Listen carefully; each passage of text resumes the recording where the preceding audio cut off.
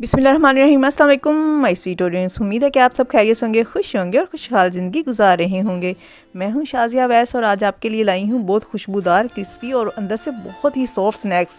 और इसे आप मिनटों में तैयार कर लेंगे और ये इतने मज़ेदार बनेंगे कि आप जिसे भी इसे सर्व करेंगे वो आपसे इसकी रेसिपी पूछे बगैर नहीं रहेगा। चलें जी, इस रेसिपी को बनाना स्टार्ट करते हैं।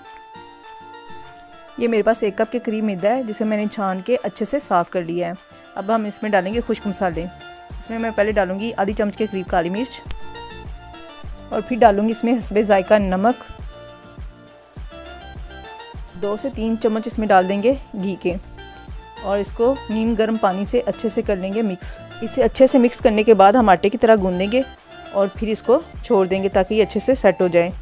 5 से 10 मिनट इसको रेस्ट देने के बाद इसकी ये कंडीशन होगी, ये इतना सॉफ्ट हो जाएगा। फिर हम इसका पेड़ा बना के रोटी बेल लेंगे।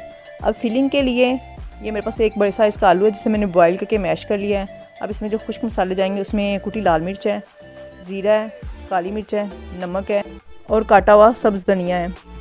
और अब ये सारे मसालों को हम आलू के साथ अच्छे से मिक्स कर लेंगे। अब मैदे से जो हमने आटा गूंदा है उसका हम पेड़ा बना के और उसको रोटी की शेप दे देंगे।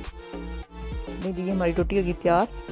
अब आलू का जो हमने पेस्ट बनाया था वो सारा इसके ऊपर देंगे फैला, और बिल्कुल जैसे हम आलू की रोटी बनाते हैं ना उस तरह सारा इसके ऊपर हम फैला देंगे और फिर हम इसको रोल कर देंगे। मज़ीद इस रोल को घुमाते जाएंगे और पतला कर लेंगे। जब ये बारीक हो जाएगा तो फिर हम इसकी नाइफ़ के साथ कटिंग कर लेंगे।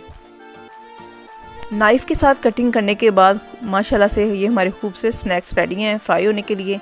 अब हम इसको ऑयल गर्म करके फ्राई करते हैं।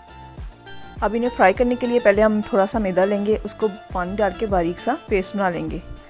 अब इन स्नैक्स को इसके अंदर डालते जाएंगे और फ्राई करते जाएंगे।